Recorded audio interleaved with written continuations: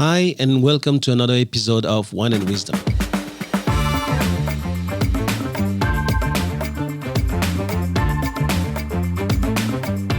I'm Thomas Le Hoang, and you're listening to the TL podcast, where knowledge is shared and no one takes themselves too seriously.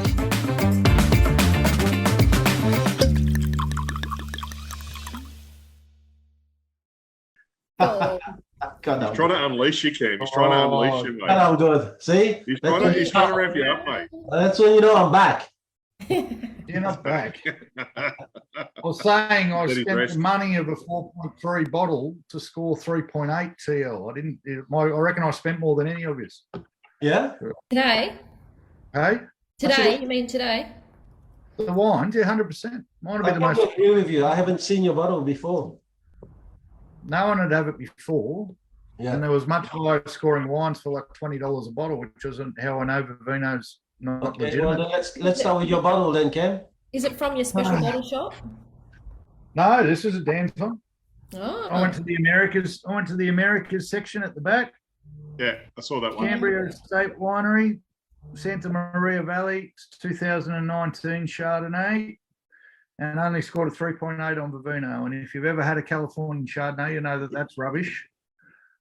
For one, and two, some $15 bottles, which I'm sure you idiots have picked, scored high. So He's so nice. I've sacrificed a win. This is how much I've grown. I've sacrificed a win for my palate. I'd rather enjoy the conversation with a nice glass of wine than talk about who had the highest score. So you're telling us that's the only bottle they had left at Dan Murphy's? No. I would have been disqualified anyway. I was late getting it in, so I would have been disqualified anyway. At least you're honest. The way you talk, the way you speak really shows us that you've grown. That's good. Lou, let's start with you. You'd say I'd grown my vocabulary. Okay. So this is a Robert Mondavi private selection, which is the 2020 Chardonnay. Yeah. Aged in the oak barrels. I'm sure maybe one of you have it, I don't know, but that was the pick from the Dan Murphys that I had a pick from, Cam. So I only managed to find a few. I didn't come across many there. Yeah, so there's that one, and the one next to it would have been a yellow label, also Robert Mondavi, and that one rated a 4, and the one next to it rated a 3.8. So don't worry. You got me still, you reckon? No, you've won. You beat me. I've got the lowest scoring one, guaranteed. Yeah, look, I don't know. That's all right. That's all right. We have no competition. So let's grow up and just talk about why we pick Californian wine a bit later on. Now, Chris. I think I've actually had this bottle before. It's called Sebastiani, and it's from Butterfield Estate. Yeah. And I was lucky enough, there was quite a few California Chardonnays there, but I think we've had this before. This was about a 4.2, but it wasn't a cheap bottle. I think it was about a 30. 4.2? That's a 3.9 or a 4. Okay, I did that all one. right then. Whatever. I had that one in my hand and I returned it to the shelf. Right, yeah. So anyway, so we'll see how we go with this. Yeah. Must be good. There's a cork in it. And I've got La Crema, which probably we all know, but it's a good reminder of a $4,000 lunch. And I thought it'll make us all feel good. Now, but I thought all of our bottles actually are all in special kind of cask. Don't you guys know? Yeah. It did say on this bottle that it's got, the taste of pineapple and vanilla and stuff, but as soon as I smell that, it just smells like pineapple. Yeah. Oh, really? So you got the taste of bourbon in there or not? I don't know. I'll tell you in a sec when we have a sip, but half the time I read these things and I can never actually taste what they say, where they say, you've got flavor. The label says aged in bourbon barrels. It's a fair indication for you. Yeah, but where does the pineapple come into bourbon barrels? I don't know, but the front of your label. It's probably because when you've been having too much bourbon, you actually taste pineapple. Quite possible. Sweet, baby. I don't know, but it smells like pineapple juice, so hopefully I like it. It's not typically what I drink. I'm not a big fan of white, but anyway. Here's the funny thing, guys, about the Californian wine.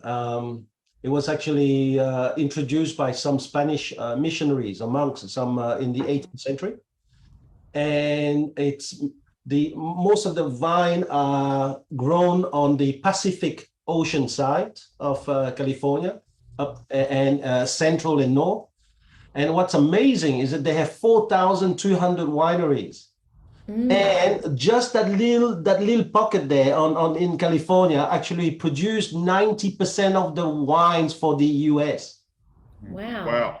Yeah, so I thought that's why we need to drink that. That's why we need to taste it. And because they do a lot of bourbon, they've got all of those casks that they don't, and so they reuse them for the wine. Wow. Yeah, Beautiful. right. That's Cheers, a- guys. Cheers. Cheers. 4,000 for sure. This one, 4,000 for sure. Oh, that is Wow. good. That is not 3.8. That would have to be the nicest tasting white wine I've ever had. It'll be a while before we get to California Chardonnay again. So everyone, if you can find Murphy Good California Chardonnay, and Dan's was out of stock, otherwise I would have beat you all. I had some in mine. It's probably the nicest California Chardonnay I've ever had. Which one, Cam? Which one? Another one called Fat Bastard, but the Fat Bastard you can't get it from Dan's, and you need 2015-16. Very, very good. Listen to yourself, guys. We all specialists now in wine. What year's on the Murphy? No, just me. Hey, What Hey. year for the Murphy? 15. oh, any year. I found it in It's Noosa. Murphy and Co, right? The bottle's called Murphy. and Co. Murphy Good, it's called. The Good's got an E on the end of it. I hadn't seen it before, but I found it with TL in Noosa.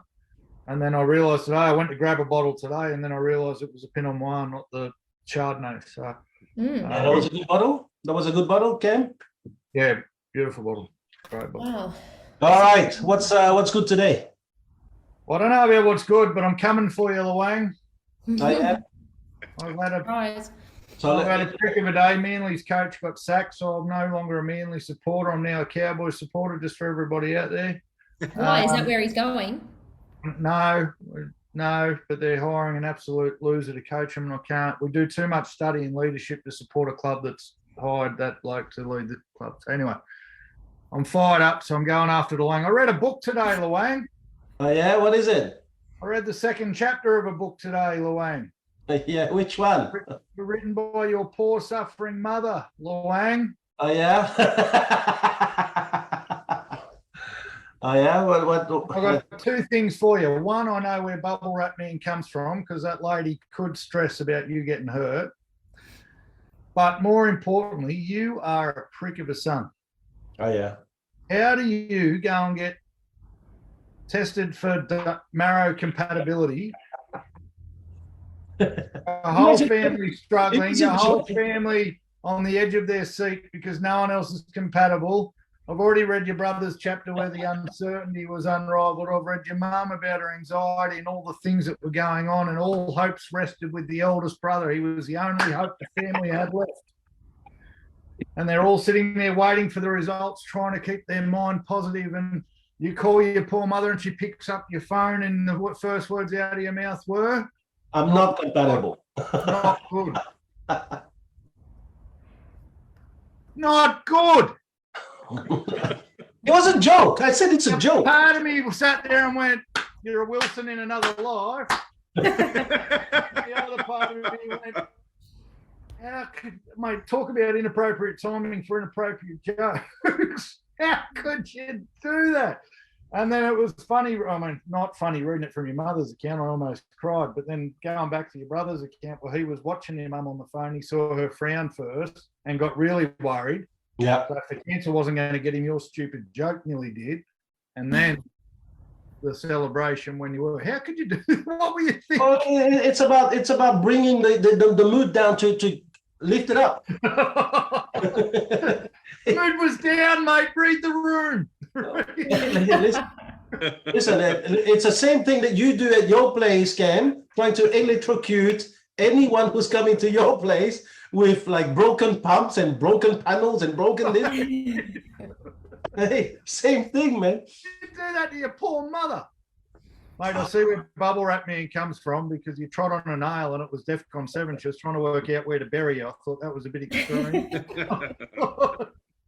Yeah, what Cam's talking about is the revised edition of The Power of You, but I made it just the story, and I think it's really pertinent, because I was telling Cam, I've worked on that book some 25 years ago, and I thought, no, I better get it out because there's things in there I want to improve, and probably I've changed my mind about some of the lessons, but the story I kept. And so I wrote a book.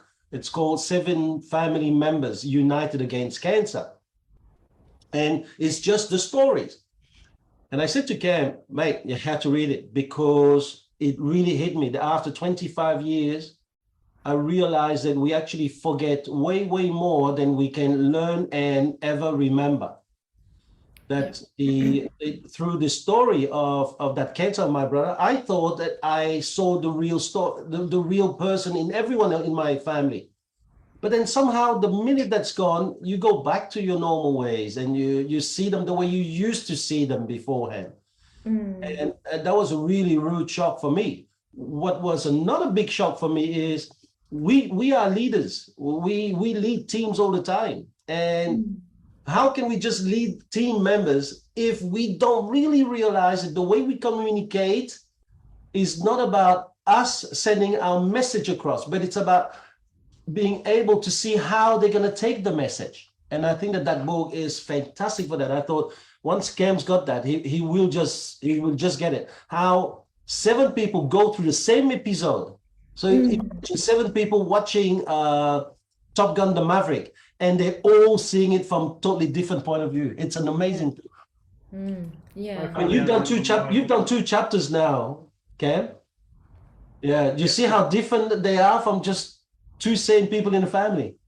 Yeah, completely different points of view, and it is interesting watching, knowing what your brother was seeing now to how your mum was feeling. What he was seeing of your mother was very weird, but I think they're all united in the fact that you're a prick. That's what I've learned.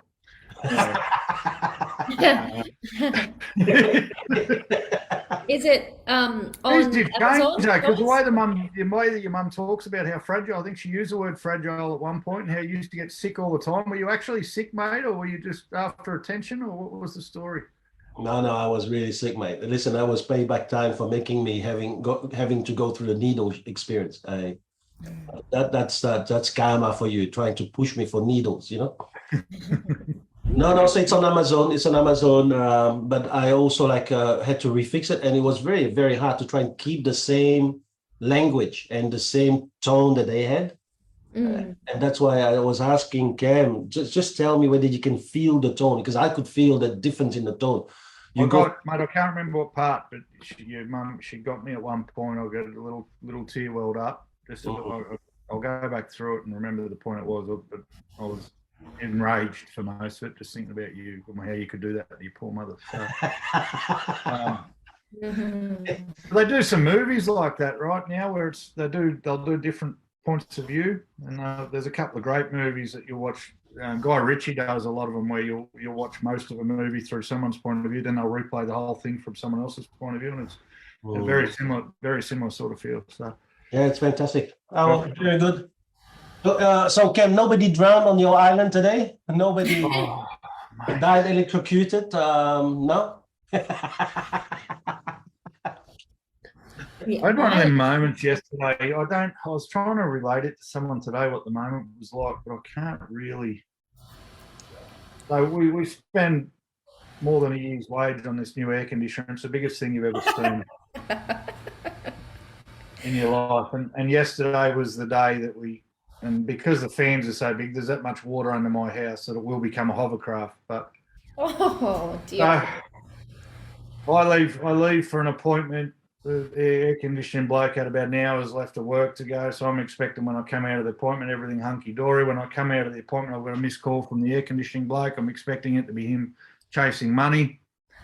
So I call him, and he says, "Oh, mate, there was a problem with the control panel. It's faulty, so your aircon's still not on." And I'm like, "Okay, well, story of my life at the moment, but whatever. What are you going to do about it? They're going to fix it on Friday." I think, Crystal's not going to be real happy. So I better be gentle when I get home. I get home, she's all smiles and laughs and everything. And I'm like, so I say, bummer about the aircon, eh? And she said, "No, I've been waiting. I haven't turned it on. I've been waiting for you to get here so we can turn it on together." Ooh. So I had to say, So you didn't speak to the aircon guy? No, I haven't had a call. Yeah, it's broken. Anyway, we've had a run of outs in this house, and my poor wife burst into tears. I tried to console her, but part of me was laughing at the same time because if I didn't laugh, I was going to cry, to the point where she said, "Get away from me!" And I went, "Oh, wow." I said, so I shut the front door. She walked out the front. I shut the door and I said, "You better go and walk it off." And I shut the door. You haven't learned, mate. You read my book. You should have said, "No, it's a joke." So, and I was trying to, because I've seen that reaction before after saying the wrong thing at the wrong time, but I was trying to relate. I couldn't quite put it into words for someone today.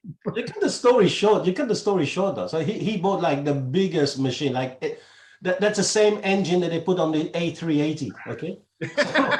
No, the blokes are installing it going, we don't normally put these at houses. It's normally for small buildings. So it's a new system and it's broken. Is that right? Or yes, Lou. Yes, that's right. Thanks for clarifying. oh my It god, hasn't started yet. you guys! It's like my new drainage isn't started yet. Oh, no. Is the pool still leaking, or is at least that fixed? Oh, when you have 100 mils of rain every second day, you wouldn't really know, would you? So, I'm going to say, if you got solar panels to pay for the air conditioning, but it wouldn't matter because you've had so much rain, it wouldn't charge anyway. no, so. because I had the solar lined up, but then the drainage went from this bigger job to this bigger job, so now the solar's on hold. So I just need to clarify. Anyway, Thomas thinks it's hilarious. For whatever reason, well, I know now because I've read his mother's account, he thinks it's hilarious, TL. He thinks it's great. I found a crack in the ceiling yesterday that I'm like, oh, that's new too. That's something else. And then Crystal said, no, darling, that's been there since we moved in. So at the moment, I'm a little bit oversensitized to issues at the house. So. No, so that what I meant is that he's not very good with his story there, because the real thing is the internal unit's so big they had to cut through the ceiling to shove it up. No, they didn't cut the ceiling. They had to cut the bearers and they had to cut the trusses. Yeah. Oh God. So they got it into the roof. In the roof. I came home at lunchtime on the first day to check how they were going, and they're all standing around with their thumbs up their asses. I said, "We got a problem, boys," and they're like, "Oh, only a small one. The carpenter's on his way." I said, "Carpenter?" They said, "Yeah, we've got to cut the frames and trusses." Oh my God. To move the internal unit into place. I said, "Is the roof going to be okay?" They said, "Oh, we're waiting for the carpenter to tell us." Who picked this unit?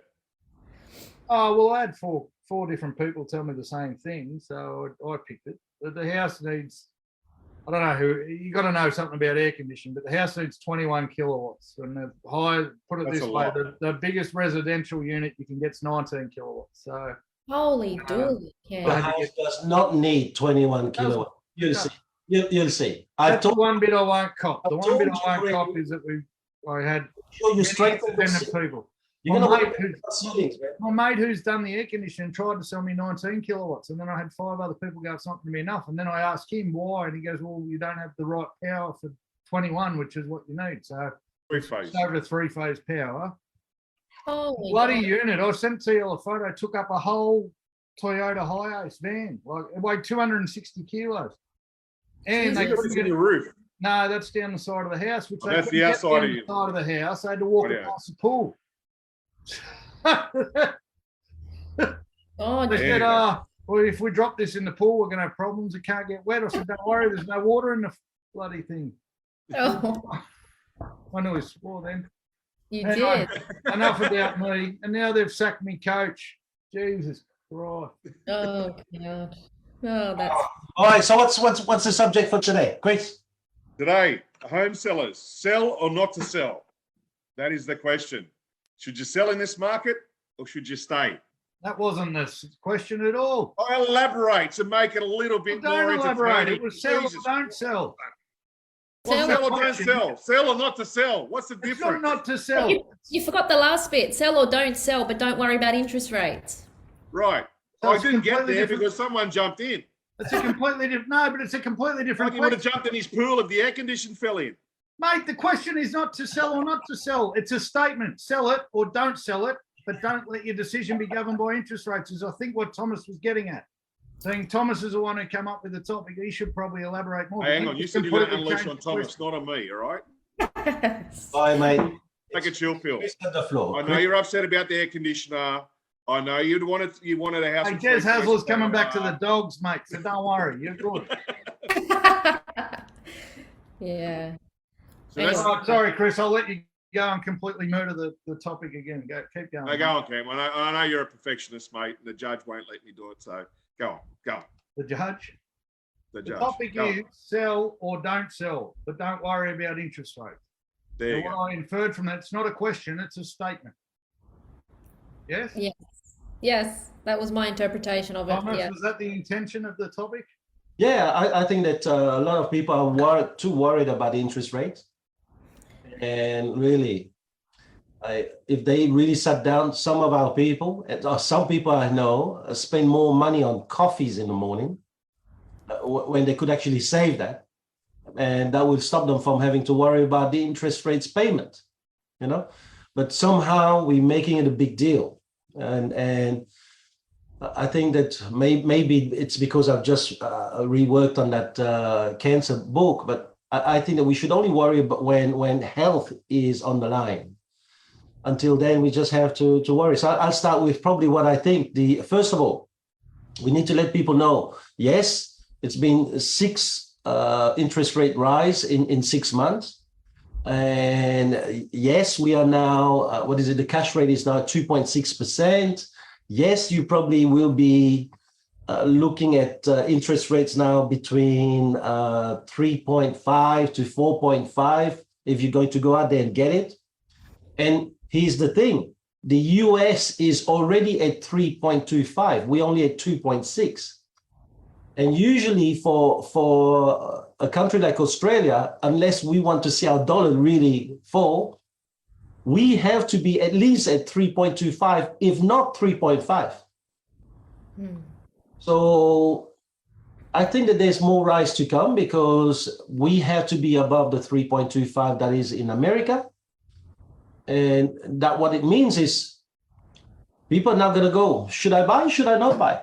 And hence I wanted to talk about this thing because I think we should buy because over time, a house is always going up, right? So that's my first argument. If you're buying a house to speculate so that you can see what you can do next month, absolutely. Hold off, don't do it. But every single time interest rate rise by 0.5%, your borrowing also goes down. So maybe you need to look at that too. But if you're going to buy a house to spend about 7 years happy in the house with your family, that's what you should look at. Because if you're looking at what you're spending, then you might as well stop spending $15,000 taking your kids overseas. You know, then you should stop spending $30,000 sending your kids to a private school. Broken air conditioners. No, that's 60,000 for the air conditioner. Damages. So at this point in time here, don't worry about interest rates. Maybe just worry about living. I see people who worry about all these things, and then yet when it comes to things around them, they just spend like there's no tomorrow anyway. I look at it as similar but different. So we're real estate agents, and real estate agents have in their head that once we've got a listing, the house has to sell, and it has to sell and must sell, and the vendors have it in their head, maybe I should, maybe I shouldn't, and they'll use all sorts of external factors to do it. But to Thomas's point about living, sell your house if it helps your life, and if it doesn't work for your life, don't sell it. Right? To blame interest rates or use interest rates as an example or any external factor as an example, you don't have to sell. Even if I've got your house on the market, if it's better for you not to sell and to rent it out for a while, do that. Right? But make that decision. Okay, and no agent will tell you that. We're agents sitting here, and no agent will walk in and go, listen, you don't really have to sell your house.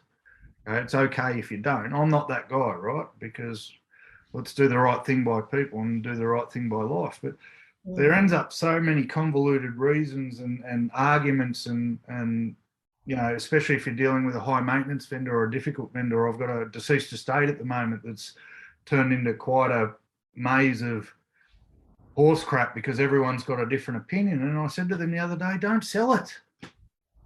Right? Don't come up with, they're blaming the media. Every buyer's wrong. So the media's wrong. Every buyer's wrong. I'm wrong. The pest and building inspection's wrong. And all the offers are wrong. The only person that's not wrong is them. So I said, look, don't sell it. I don't understand how that helps your situation, but if everyone else is wrong in the world except you, don't sell.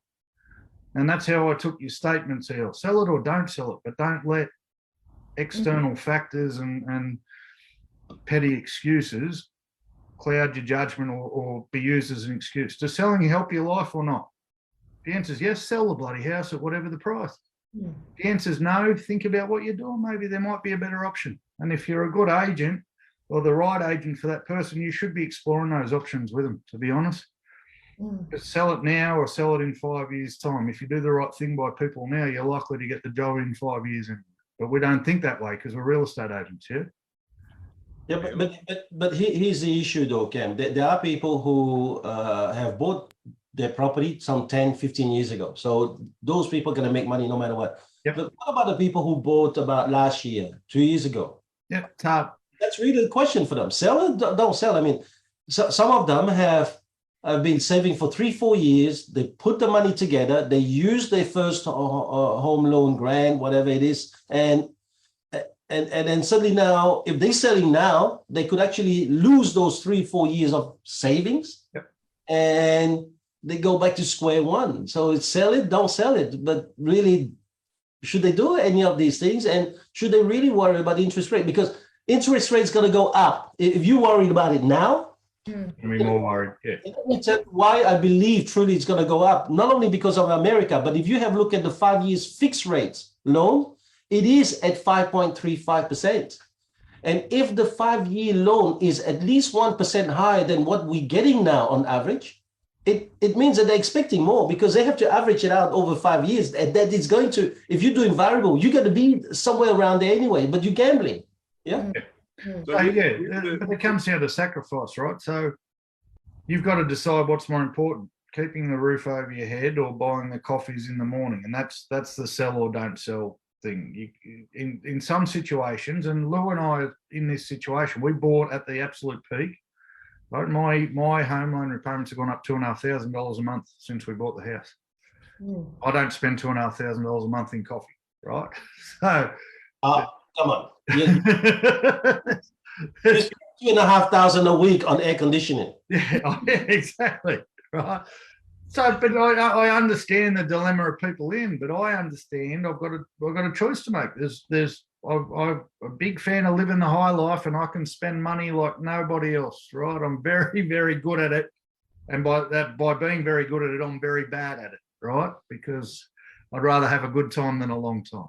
But that's a decision. But if that truly is your life, if you sit down and you go, nah, I'm here to party, then you might have to sell the house. But don't think you can keep doing both.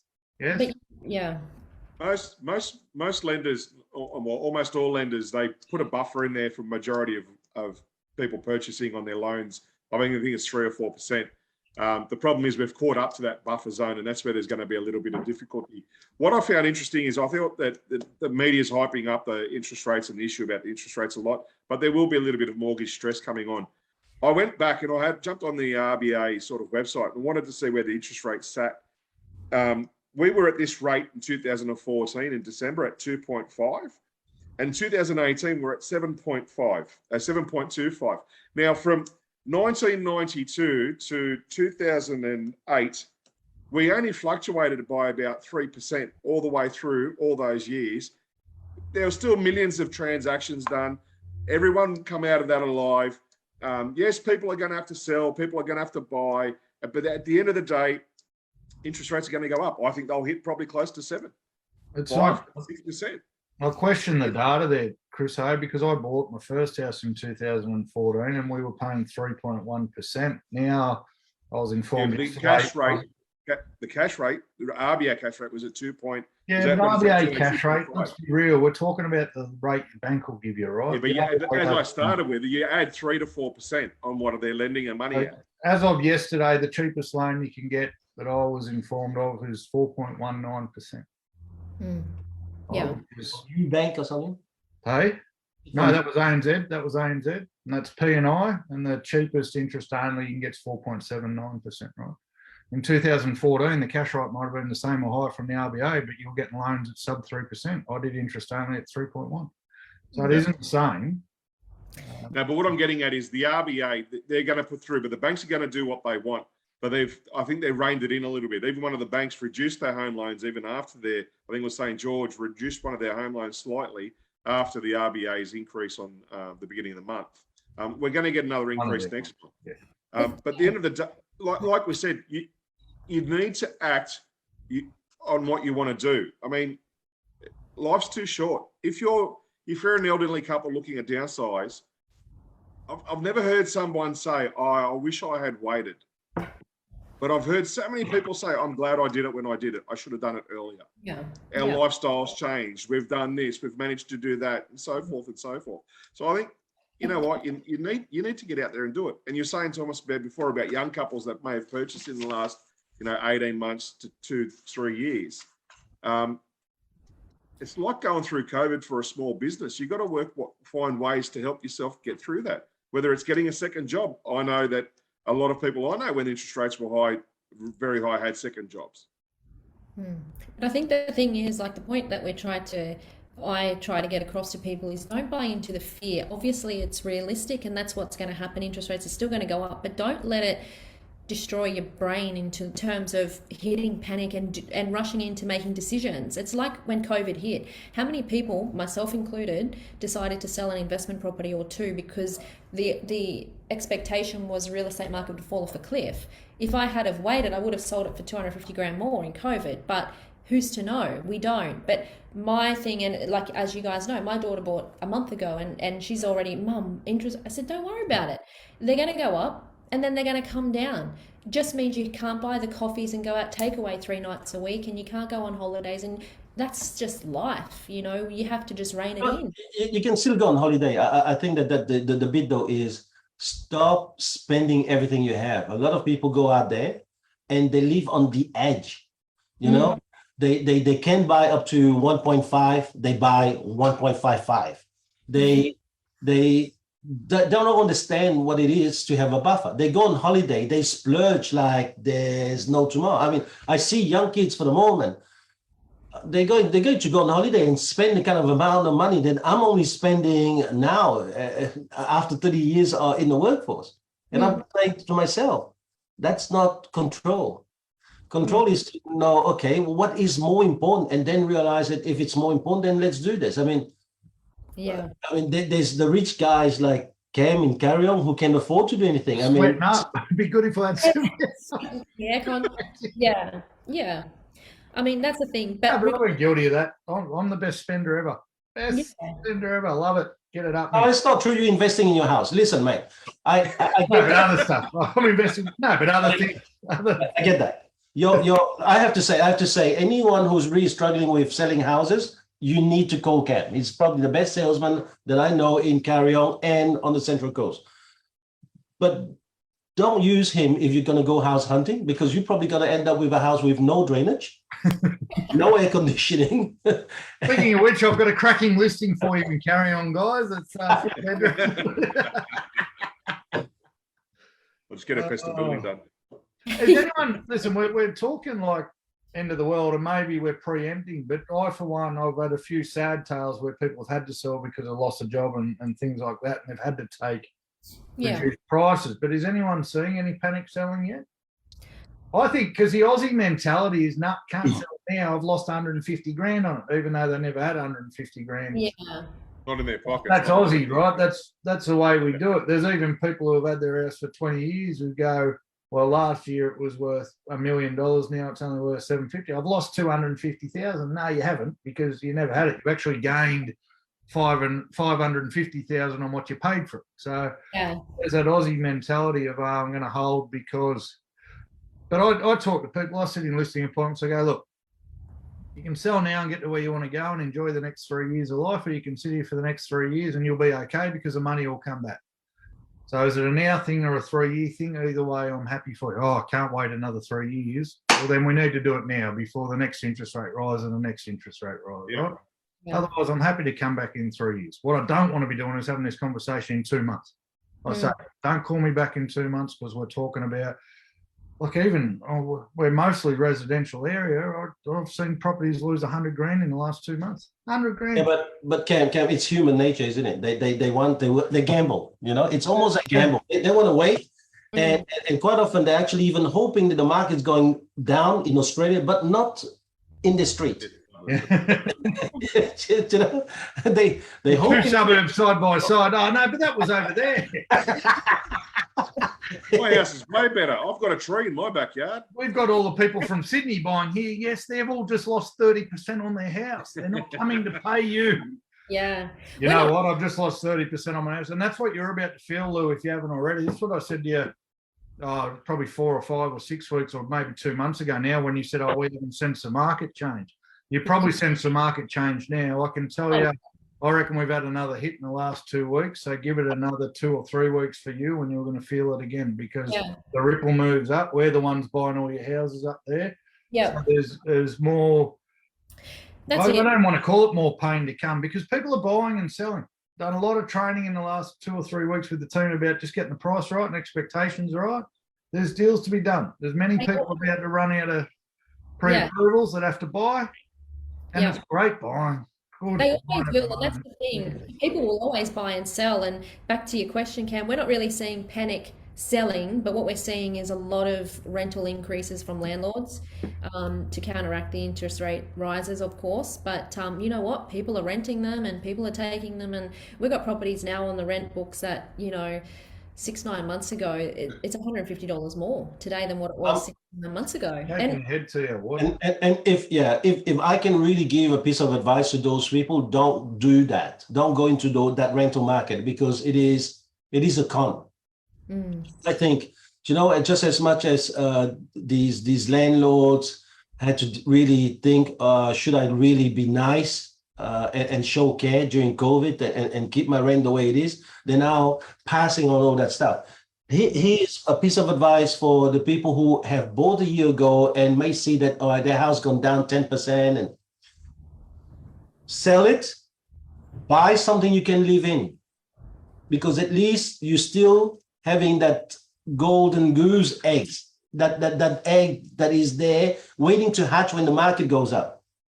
It may be in a different area. It may be a downsize for you, but you're still there. But you don't have to sell it and go and dump whatever you have left in somebody else's pocket because that guy's trying to get his interest rates repayment. Yeah, 100%. And what makes it worse is the legislation only allows for landlords to increase rents once every 12 months now. So instead of increasing like $10 or $20 like they normally do, they're increasing by $50 or $100 at a time. It's still limited. Isn't that still limited? It's 10%. It's 10%. No. I thought it was limited to a percentage. Listen, you probably could hear that. I'm angry about all this because I know some of the elderly who are renting. And they get dumped the interest rate surplus. They can't even have heating going on in winter, and now we're doing this to them. I think it's a disgrace. But who's doing it to them, Theo? Here's the thing. Here's my question for you, because I saw you shake your head straight away. If you're in a position where you've got plenty of money in the bank and plenty of assets, then you can probably afford to look at the goodness of your heart and absorb, not do what the banks do, right? So here's the thing. The RBA makes a call. The banks, looking after everybody, pass it all on in full straight away. That hits all homeowners. A lot of homeowners are landlords. A lot of them are mum and dad investors who don't have 5 or 6 or 7 properties, or maybe they do. But you can't, if the bloody banks won't absorb something from the RBA, how's a landlord supposed to absorb something from their bank out of the goodness of their heart? Got to be a flow on. Yeah, that's right. I get it, mate. I'd love to be in a position. I don't have any investment property. But that's why I say to people, don't rush into renting, because that's what they're going to do. Human nature. I spoke about it. Human nature. It's all about greed, security, and how I can just pass the blame onto somebody else, and how I can get somebody else to carry that. Don't. If you need to sell. Keep your foot in real estate. Buy something smaller. Be willing to move 3 suburbs away, because you're still in there. Yeah. You're still in there, and whatever rent that you're gonna pay, you're actually repaying a smaller mortgage of yours. Yeah. You know? I mean, you have to look. There's people who are very rich landlord who can buy a big house and then rip up the drainage and install brand new drainage. And Don't blame me. I'm not a landlord. I did mention you. I'm not a landlord. But I've got a rent roll, so I better stick up for the half of them that aren't greedy but need to increase their rents. Otherwise, their investment's gone to crap. No, I think that the one thing I love about Australia is that mateship about when things are a bit hard. And I'm not saying, I can't control the bank, because the bank's actually controlled by the stock market. You people, maybe some of the tenants are investing in them. They have to show a return. So that is a totally kettle of fish.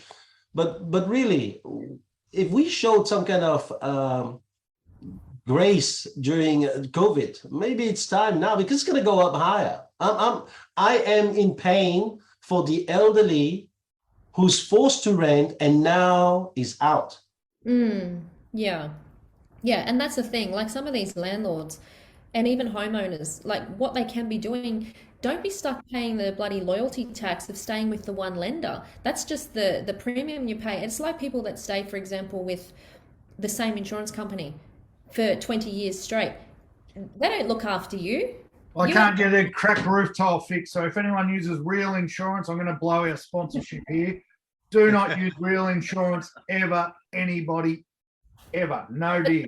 All right. That's the thing though. Like, there's people I know, like, you guys know old Normie, and I help him look after his affairs, and he's been with NRMA for 50 something years, but he pays more than anybody else because he's paying a bloody loyalty tax for staying there for so long and never questioning his premiums. Now's the right time to shop around. So landlords, before you go jacking up your rent by $100, have a look at refinancing. And so not get yourself a better deal, then you don't have to push that pain onto someone else as much. You still might have to push on a little bit, but not as much. Yeah, but like Thomas said, people are greedy, Lou. They'll get the savings and put it up. I don't think the majority, though. We've got to be careful. Look, I don't think the majority. I'm all white, mate. I hate greed, but I think we've got to be a bit careful. Not everyone who's increasing their rent, and I reckon the majority are doing it out of greed. Yes, but what I'm saying is not just landlords, anybody, sell or don't sell right now, but if you're going to stay where you are and you're worried about interest rates, go do yourself a favour and shop around. What we can do, though, some good advice for tenants: sign the longest bloody lease you can, and don't let them put your month to month at the end. Always renew it, because if you can't get kicked out while you're on a lease unless you're doing the wrong thing. As soon as they put you month to month, they've only got to give you a certain amount of notice, and they can tell you they're going to sell the house, get you out and jack up the rent on somebody else. So tenants have got to get a little bit more advice on that end as well. Yeah. I'm seeing properties at the moment. I'm seeing houses at the moment. This is, thank God, not on our rent roll, but I'm taking over a lot of rentals at the moment where the properties are $250 a week undervalued, right? And the landlords had no idea, none whatsoever. And so on that line of thinking, are you telling them to put it up still? Because you're just saying don't be greedy. So you're telling them not to be greedy, but now you're telling them. I didn't say don't be greedy. I said I think Thomas is painting too many with a greed brush when it's not about that. They've got to cover their payments, right? It's called an investment. It's called an investment. It's not called take money out of my kids' mouths to help somebody else. Like that's to help a stranger. That's right. No, but it's not about just helping a stranger. Here's the thing: if you are flush, right, and you have all the ways and means of doing anything you want in life, and you still jack the rent up on somebody, then you're an arsehole, right? And you'll get what's coming to you. If you are, human nature. It's human nature. Not always, but it is human nature. listen, we can't paint the bloke who's got one investment property or two investment properties who's just had his interest rates go up 6 times as a greedy arsehole for needing to recoup some of that money, because all of a sudden he went from a neutral to a little bit negatively geared to, oh shit, I'm losing too much money on this. We can't paint him as a greedy arsehole, right? And that's what I feel like we're doing. No. We need, sorry, before you get on, I'll pass it on to you. Before we get on, we need to control ourselves, because we can't be hearing 3 swear words in 2 lines, okay? So be very careful that I don't apply that rule again. I haven't said the F word once. Just control yourself. Let's not swear. Sorry, Louis. But I was just going to say, Cam, in the same breath, you know, when we run businesses, so did you put your marketing levies up this year? No. You didn't? I don't know about you, but our realestate.com bill went up about $100 this year. Yeah, so sorry. I went up, my marketing levies at cost price, not anything else. So. No, The cost went up. If the cost went up, it did, yeah. That's right. And so what I'm saying is, it's human nature. If the cost of business goes up, we've got to put the cost of our services up, don't we? So, and it's like much like a landlord with a... I'm not arguing with that. Yeah, I know. No, but I disagree, Lou. We are not passing on whatever realestate.com. That's not the same thing. Our electricity has gone up, but you're not passing it on. The thing is that it's a marketing package that sellers decided to use. Yeah. Realestate.com happens to just charge it at that rate. That's it. Wages have gone up. Wages have gone up. I haven't passed that on. Electricity bills and overheads have gone up. We haven't passed that on. My commission. No, I know that. But the point I'm trying to make is, it went up for us to pay for it, no add-on cost. So we've had to pass that cost on to owners. And it's the same in respect to rentals and landlords. If their interest rates have gone up, they're necessarily not even going to think twice. They're just going to be putting that rent. And I guess in the same sense, it's what they're doing. So maybe they're not greedy. Maybe they're just doing it because they think it's costing me more, so it's going to cost. A lot of them will be doing it because they have to. That was the point I was trying to make. Yeah. I never said just greedy. I'm sorry. If I did say it was greedy, it's a wrong thing. I think that anyone who owns a property management is got a rental property. They're not stupid people, and they also understand that they have buffers. All I'm saying is, just as much as we showed care and grace during COVID, it is maybe time to also show care and grace now. With all these things that's happening around. Now, let's go back to the topic though. Sell or not sell, but don't worry about interest rates. Yeah, exactly. You know what the chances are, and if you, I don't know much about monetary policy and all that stuff. I don't claim to be or know, but what does Brene Brown saying? Brene Brown says, "Feel the fear and do it anyway." But the thing that's not her. That's Susan Jeffers. Sorry. No, but the thing is, like, did Brene Brown say, "I have a dream"? Possibly. No. But the thing is, if you dive into it a little bit and you do a little bit of research, that's anybody in that finance world is saying the same thing. Yeah, we're going to probably go up 3.5%, maybe 4%, but we're also going to come down, and probably by the end of 2024, we're going to be back around 2%. Big deal. You know, we're going to ride out the storm, and that's all it is. You know, it's not looking like a projection for the next 10 years. It's just as quickly as it went down or as quickly as it went up, it's probably going to come down, not as quick, but I think a lot of people buy into the fear too early and start panicking because they're thinking 12 or 18 months ahead instead of just thinking about tomorrow. And there's what we can do in now to change it, so we're not in a position where we have to sell. Well, I agree with your overall philosophy, Lou. I think you've been a bit reckless by saying, things are going to come down in twos. We've got no clue what's going to happen, and that's the fear that's driving. We don't, but those 6 months ago, the RBA said they weren't going to raise interest rates till 2024. Now you're saying they're going to come down in 2024. No one's got any clue. No, I totally agree, Cam, but those that are in the know, and I made sure I read about 10 different... In the know? They don't know? What do they know? When I say those in the know... one thing they've been right at. Those that are in the know. Get a lotto ticket. Hey, if you're in the know, can you give me the lotto you're interrupting, numbers? mate. Let her finish. When I say those in the know, I'm talking about people that work in the finance industry. That doesn't necessarily... They're in the know. No. what I'm like, people would look at us and say we're in the know of real estate. So I'm using a general term. Those that work in the industry who follow this and the economists for all the major banks are all saying the same thing. They're probably going to keep going up for a little while, but towards the end of the year, they're going to start coming down. Maybe they won't. We don't know. But if that's what they're all thinking. Are they the same, all that were thinking we were going to lose 50% during COVID and instead we went up 50? Is that all the people that were in the know, the same people we're taking advice from? Or Look, I don't know, because I didn't buy into that back then. But the thing is, now you're buying in because it suits what you want to think. I get it. That's human nature too. We want interest rates to come down in a couple of years. Truth is, we don't know. Yeah, but what we do know is history. They'll start coming down once they get a handle on inflation. As soon as they get a handle on inflation, they'll start reducing interest rates. Okay, so but we don't know. Here's a question for you then, Chris. When is the inflation going to be under control? Because right now it's not. And as I was about to say, I was going to be able to finish. We don't know when that's going to happen. And unfortunately, it's a trial and error period where we have to slowly increase these interest rates to a point where we see spending in society slow down and people start to be a bit more conservative. And that's unfortunate. The only way they can do that is by pushing interest rates up. The other unfortunate thing is they can't, which they usually do, is increase wages, but they can't do because we've just gone through COVID, basically, right? They come out yesterday and said energy is going to go up 35% because of the war in the Ukraine. That is inflation.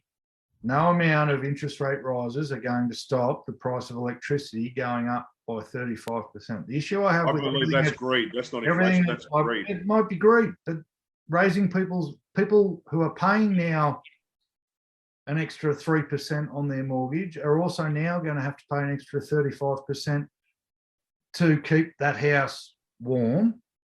That doesn't fix inflation, and that's the problem with what the RBA is doing and the banks. We're not going to fix inflation by doing it, because the minute they do an inflationary mitigating exercise, they use another excuse for the reason your petrol's so dear, or the reason you. That's what they've got to get a handle on. They've got to get a handle on inflation because it was too high. I think that's the whole reason.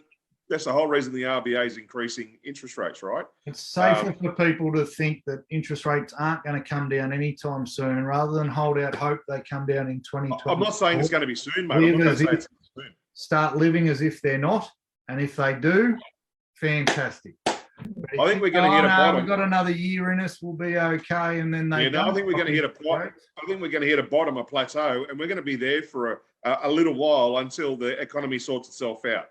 And I think that's probably going to be mid to late next year. And I think we're going to be there for a couple of years, 2-3 years, before we see any interest rate lifts. That's just my prediction.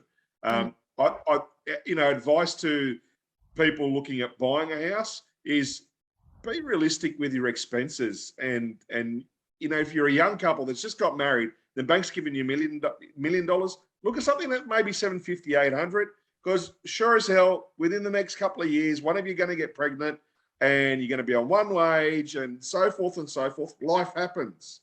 Plan ahead. Hopefully it's the woman that gets pregnant. Plan your budget. Plan your expenses. Plan your future.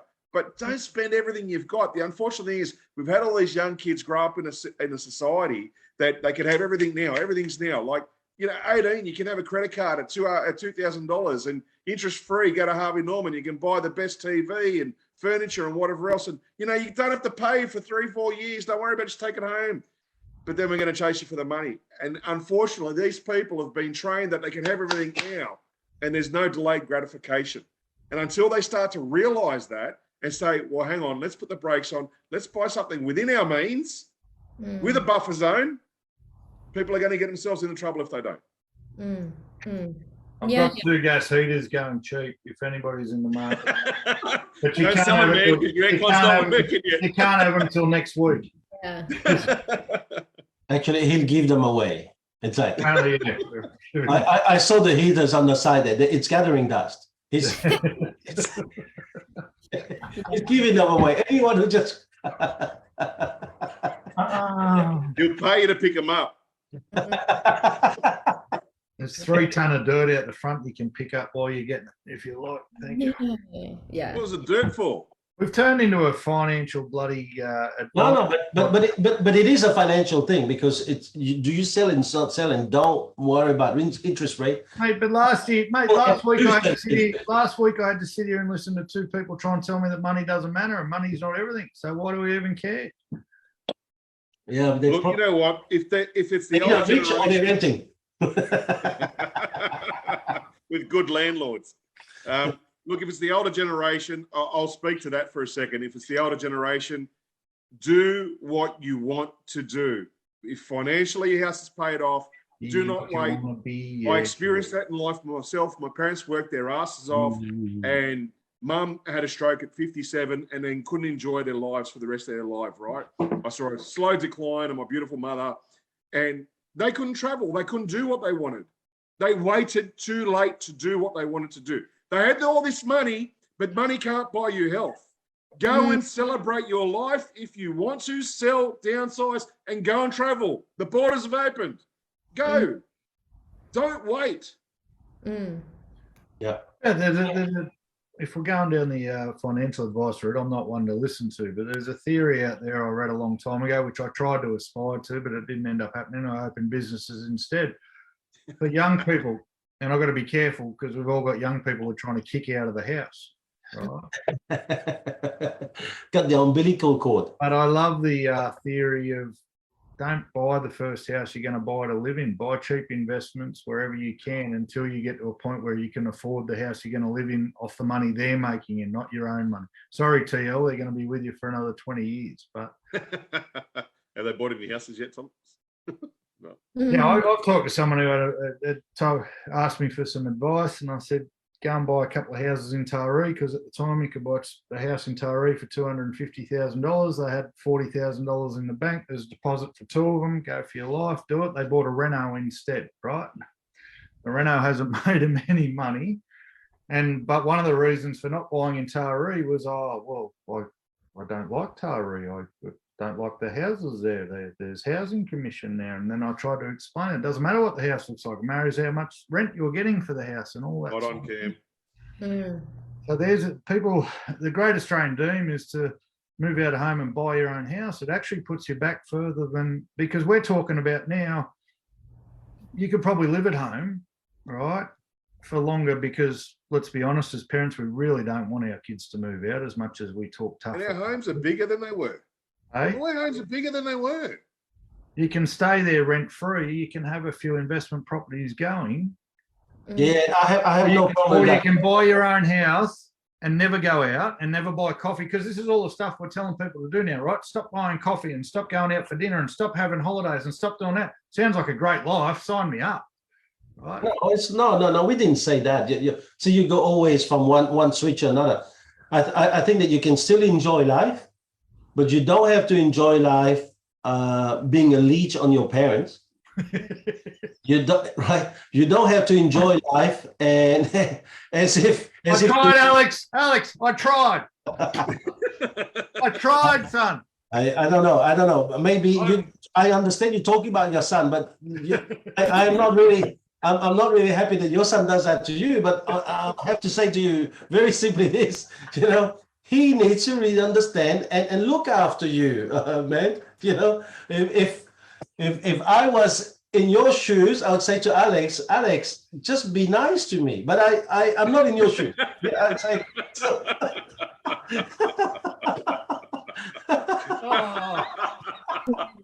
It makes it even worse for me, Thomas. It hurts even more because he's actually a lawyer and he's making more money than me, and he still won't move out and still uses my credit card, and that really hurts me. What advice can you give me? No, but you have to think of now. Listen, he's a lawyer.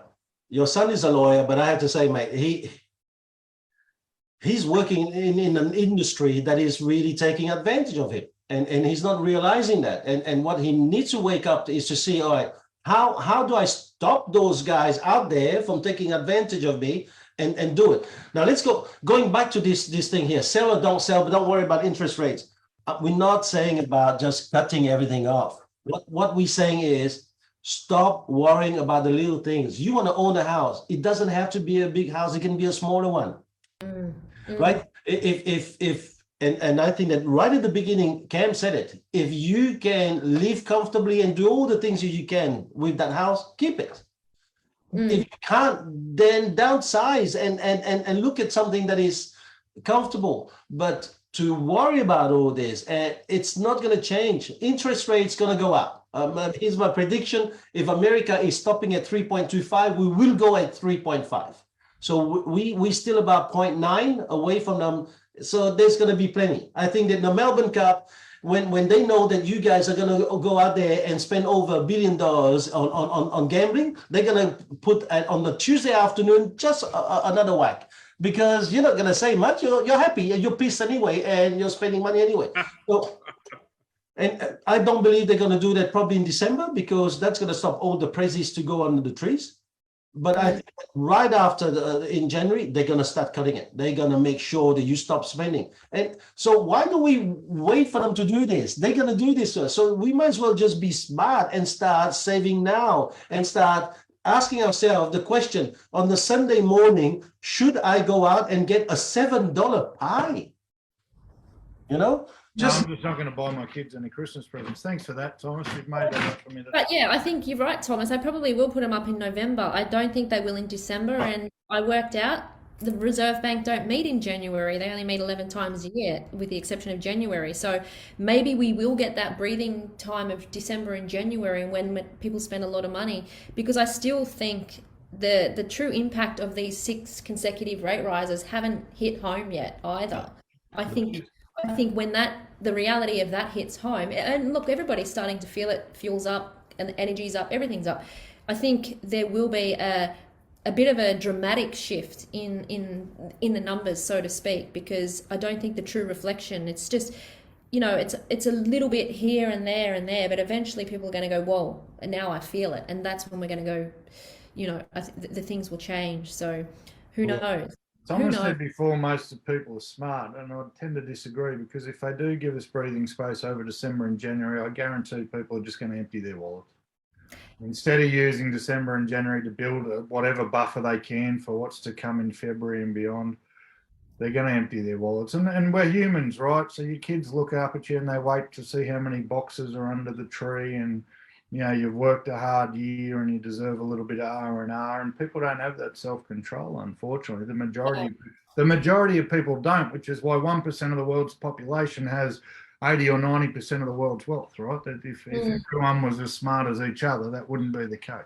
Yeah, but it's even worse than that, Cam. Like, most people have already planned for January and December 6 months ago.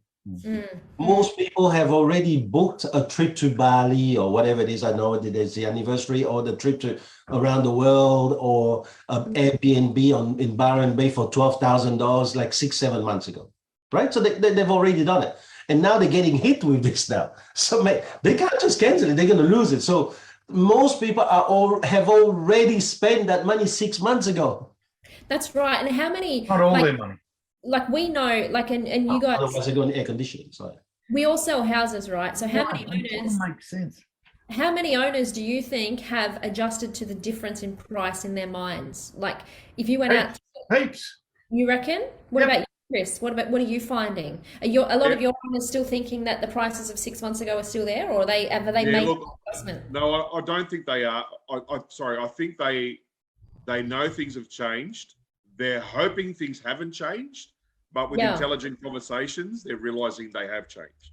Yeah, and like Cam said earlier, the flow-on effect up here, because I'm a holiday town and I'm the sort of lifestyle, as opposed to like the lifestyle choice as opposed to a work choice to buy. The ripple effect, I'm 3-6 months behind whatever happens with you guys. We're starting to see the change now, but 8 out of 10 of our owners don't believe prices have changed that much yet. So it's a big mind shift that we've got to make. And yet that's when we'll see the change. When interest rates rise and house prices change, the penny will drop. People will feel less wealthy, so they'll spend less, and that's when we'll see a bigger correction, I think. But it's hard for people's mindsets to get that change to happen at the moment. You better tell your staff and tell your vendors there's about 30% coming, Lou, and because that's what's coming. And we went through a stage where vendors still thought prices hadn't changed, and I think we're still in that stage where agents are going out. Vendors know that prices have changed. Yeah. Still scared of confrontation and still scared of having a real conversation. They're telling vendors prices have only changed by 10%. I can tell you, it is at least 20 in most of our suburbs. In East Bateau, if you live in East Bateau Bay, your prices come back 30%. I promise you, your prices come back 30%. So it's no longer, unless you find a real estate agent that moves your buy in the house before settlement. Yeah, unless they move in under license and then do renovation. And you're saying they're worth $1 million. They were worth $1 million, and now they're worth 700. Mate, I took over a house in East Bateau Bay that was on the market for 1.5 million, and I sold it for $1,065,000. Right, so do the sums, and that's the problem. And then you go against it, and you're an agent, right? So you're going against 3 or 4 other agents. You've had 3 or 4 other agents go in and say the market's only come back 10%. Because you want to sleep at night, because you've got ethics, you have to say, listen, this is going to sound really strange because 3 other people have told you the same thing, but the market's actually come back and you're sort of 25%. Yeah. And what chance do you have? And as an owner, you want to hang on to hope, right? You want hope, but yeah, you also sit there and go, what's the most important thing in an agent? Oh, honesty. Honesty is the most important thing. That's what they... That's not true, Ken. They want hope. Most sellers would rather have lies than honesty. Yeah. Yeah, the truth shall set you free. You see that in this market. There's guys still believing that Australia's gone down, but not the street man. I'm telling you. Right? Exactly. So all of those things are happening. All I'm saying is, don't worry about interest rate. If you can still stay. But if you can't stay, don't. To me, the real answer is sell, but put that money straight away into something that you can afford. So that you still hold that foot in real estate, because real estate is a nugget that keeps on going up all the time. Exactly. Right? So don't sell and then run into renting. Don't sell and think that real estate's gone. Yeah, if you had shares in Microsoft at $130, but one of those days, you should have sold it and run, because still these days it's nowhere near that. But real estate, 1930s to today, has gone up like multiple times. You never lose in real estate. So, but don't sit here and think that rate's going to come down shortly. Don't sit here and think that real estate's not going to hurt, because it's going to go up some more. What you need to do now is stay in real estate. Just make a shift. Yeah. Yep. Which streets in Australia haven't gone down, mate? Because I can set the coordinates in the cruise ship. I'll just fire up the hovercraft with the air conditioning, and I'll just sail on over. No, I think that Carryong is a suburb that's coming up. Carryong now has got its own island. Carryong now is the only suburb that can create a cyclone whenever it wants to, just on the flick of a switch. You used to see on the news that have water spouts over Spain. There's 4 water spouts. How did they get a water spout on top of a mountain? I'll tell you how. But it's true, like what you say, Thomas. I think the important thing is for people. A lot of people, like you say, they save a lot and they get their foot in real estate, but they panic too early sometimes and they jump out. But over time, like you say, it's like we know houses double every 7 to 10 years. It's a hard thing to fathom when you've just bought one and it's your first one and you've just spent every last cent to actually contemplate that this thing's going to be worth twice this in 10 years' time.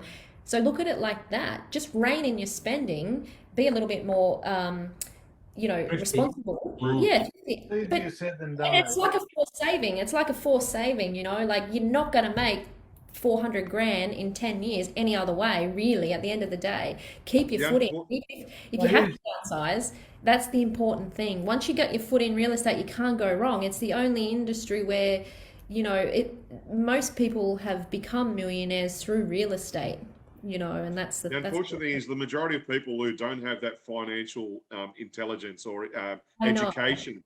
I think 80% of people have only got $2,000 in reserves for in case of emergencies is a figure that I heard. So a lot of people don't have, like, if their air conditioner blew up or something. So I Never think got people are started, gonna mate. You can't blow it up if you can't turn it on. It'll last forever. It's under warranty forever. I want to ask you, here's the thing. We've all said basically the same thing. We've all said basically the same thing for an hour, but we started talking about Thomas's book, and one of Thomas's lessons, and this is, well, I'm going to put it back on him here, is that you can't talk to everybody the same way. There's 7 different people dealing with mortgage stress, 7 different ways, and seeing it as different people, and saying just stay in property because property is going to double and you never lose is only going to work for one of those 7. Yeah. So what about the other 6? Too bad. I hope they've got the right agent. I hope they've got the right agent. Yeah, but let's think about that, because we've all literally just said the same thing for an hour, but that's only going to appeal to one type of person. The other six needs to listen. The other thing but the human life needs, mate. You've got someone who thrives on insecurity and variety, but you've got someone who thrives on security. The person who thrives on security is shitting themselves right now. The person who thrives on insecurity is, well, I live on chaos, bring on more chaos. They're two completely different conversations. This too shall pass. The person who thrives on insecurity is believing you, going, just hang on, we'll be okay. The person who thrives on security is going, I don't care what they say. I'm seeing the bills, I'm seeing the bank account, I'm seeing this, I'm seeing that. So to that extent, we're only talking about, so far we've only mentioned lifestyle, but if your stress and anxiety is causing that many issues about the mortgage repayments and things going off, maybe you're better off selling, because that will kill you quicker than But we said that, but we said also keep a foot in real estate. That's right. Yeah, but we focus mostly on the lifestyle. No. We said lifestyle, but in the way we said it, if they can't afford it, just let go, but stay in. That was the advice that I thought that I would share. Anyway, Chris, I think was on something, and Lou was on something else. I was just on about when you said that, Cam, I think there's going to be a lot of agents in this market that won't be able to help their customers. And that's the unfortunate thing. Those people that are on the actual market looking to sell, and I think there's going to be a lot of agents out there without skill that have come in within the last 3 years thinking, this is easy. They haven't got the skill. They haven't got the scripts. They don't know how to have those really down and dirty conversations when you're telling people, you think your street hasn't changed, but the rest of the world has. Let me tell you to it. So no, I think we underestimate. Hold on. You're going too much. So you finished? Yeah, go for it. Okay. Well, Lou. Look, I was just going to say that we're probably going into a market where people aren't going to sell for the sake of selling, like what we've just experienced through COVID. People were selling because they knew there was an opportunity to make $100,000, $200,000, $300,000, whatever was out there. If you don't need to sell, don't sell. If you want to sell, sell.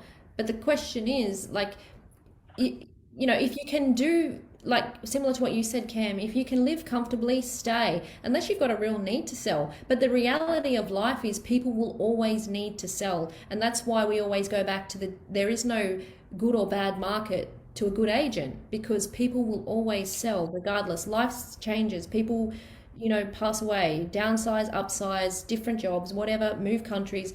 People will always need to sell. There'll always be a need to sell, but people aren't going to sell unless they have to sell. And that's what they've got to get down to, the nitty gritty of their why, and do it smartly. I think that's the thing too. But those, going back to Cam, one of the 7 different types of buyers, there's options out there for people who are security driven. Go shop around. Don't pay the loyalty tax of staying with the same lender for the next 15 or the last 15 years and for another 15 years, because you'll probably find you're going to get yourself a better rate, which is going to save you the $5,000 a year, which is what you're panicking about now. Like, there's always options, Okay. Yeah, sorry, guys. I was just, we talk a lot about not being guilty of it as before. I love this market because anyone who got into real estate for the last 2 or 3 years is going to find it real tough, and they generally go broke because they find it easy. I think we're underestimating the people who've been in real estate for 10 or 20 years who are sick of having to bash their head up against the wall every couple of years, because I'm seeing some disgusting things now and some disgusting conversations being had with people. And it's not by people who've been in the industry for the last 12 months. It's people who've been there 10 or 20 years who are just, it's not misleading people. Is it they're misleading yeah, people? it's misleading people. It's the way they're treating people. And it's the shot, I'm too old for this now. I've been doing this too long. I'll just join the group of, they might afford it, mate. They might have stayed ethical. They might have stayed true to their values for 2 years, 5 years, 10 years, but eventually the threat of competition and the new people coming up has gotten to them. And I'm seeing people at 20 years do some disgusting things. And you'd think, well, if they've been in it 20 years, they must know what they're doing. Yeah, to a point, they might have, which is probably why they lasted this long, but everyone gives up at some point. Yeah. So, like, as far as an advertisement goes, don't just think because they've been doing it for 20 years, they're now doing the right thing for you. And don't just think because they've only been doing it for 3 years, they're doing the wrong thing by you, right? That's because 100%. we're in one of them industries where the reward for effort is huge. The reward for getting a win is huge. And we talked about greed before, and that is a fostering an environment for it. So people thinking about selling need to take that into account. Now is not the time to be choosing someone because they've been doing it for 20 years or and like sorry John. So you were going. I was just going to say, like you said, Cam, where there's agents going out and buying listings still. I mean, I had an owner say to me, of all the agents, Louise, I like and trust you, but somebody told me a fair bit higher price. And I said, well, I could have told you $1 million, but it's not realistic. Who's got your best interest at heart? But I think the problem is homeowners, and we've all been one, you get wooed by the number, but I think this is where homeowners need to be very careful, is don't fall like head over heels about what you hear, because a lot of agents will tell you what you want to hear, not what you need to hear. And that's the important thing, like you said, Cam, to those deceased estate people, don't sell it. But if this is going to make life easier or not, it doesn't, it's sometimes people have got to look at the bigger picture and realize that anybody can tell you whatever you want to hear. It's those that tell you what you want to hear is probably the one you need to trust more. I heard a line the other day, or it might have been yesterday. Someone said, if they own a house, they're generally going to be a smart person because to get into that position, to save up for all those years, to make those sacrifices, to do everything they had to do, they can't be an idiot, right? But God, we turn into idiots when someone says our house is worth $1 million. It's only worth 500,000. Exactly my point. Right? We're very quick to turn into idiots when someone tells us what we want to hear. Yeah. No, most homeowners are not idiots, but unless they. No, that's what I'm saying. But the temptation. Here's a guy saying big bag of cash, and here's a guy saying bag of cash might only be this big, and all of a sudden we're morons. Yeah, he's good. He must be good. He only charges $500 to market the property. No, but no. Most homeowners are not idiots. But there's a guy in Terrigal right now. He's a tenant somewhere in Terrigal. He's probably laughing because they sold a house in Carrion without drainage, air conditioning.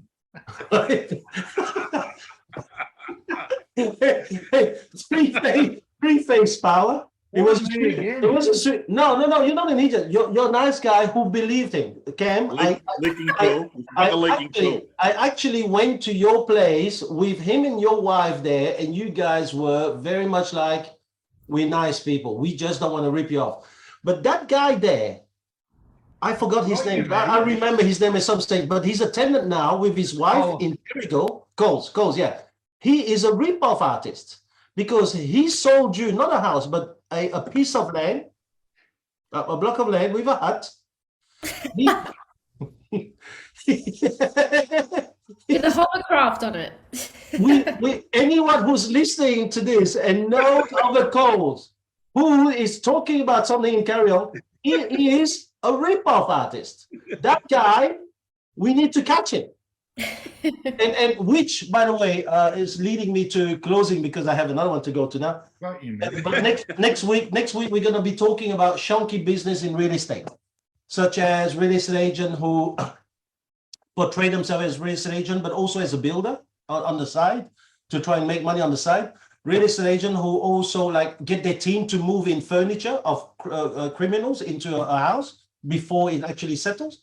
And real estate agent who actually know of that and take their money out straight away before a sale is completed so that they got their commission. I think that we got a few days ahead of us because we're coming to the end of the year. And this is a big thing.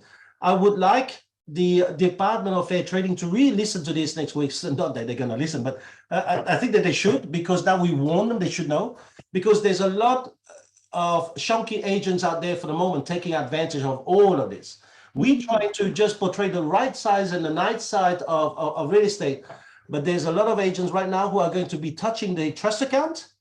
There's going to be a lot of real estate agents right now who are going to lie to people, telling them like high price, inflated price in order to get the listing, and then because of their circumstances, win the listing and force having a for sale. We're going to have a lot of real estate agents out there going out there and telling people, hey, listen, I'm going to fake that you're having a flood issue. We're gonna get your insurance to give you the money and you give it to me, and then I get my company to, we're going to have to cover all that stuff, because I think it's time we stop all that stuff. Okay. I think that originally this is what we were out here to do. So this next week, we're going to have to cover that kind of subject. We just close today's subject with all of our words of wisdom. I've done mine, so that why don't we just go on to you guys next?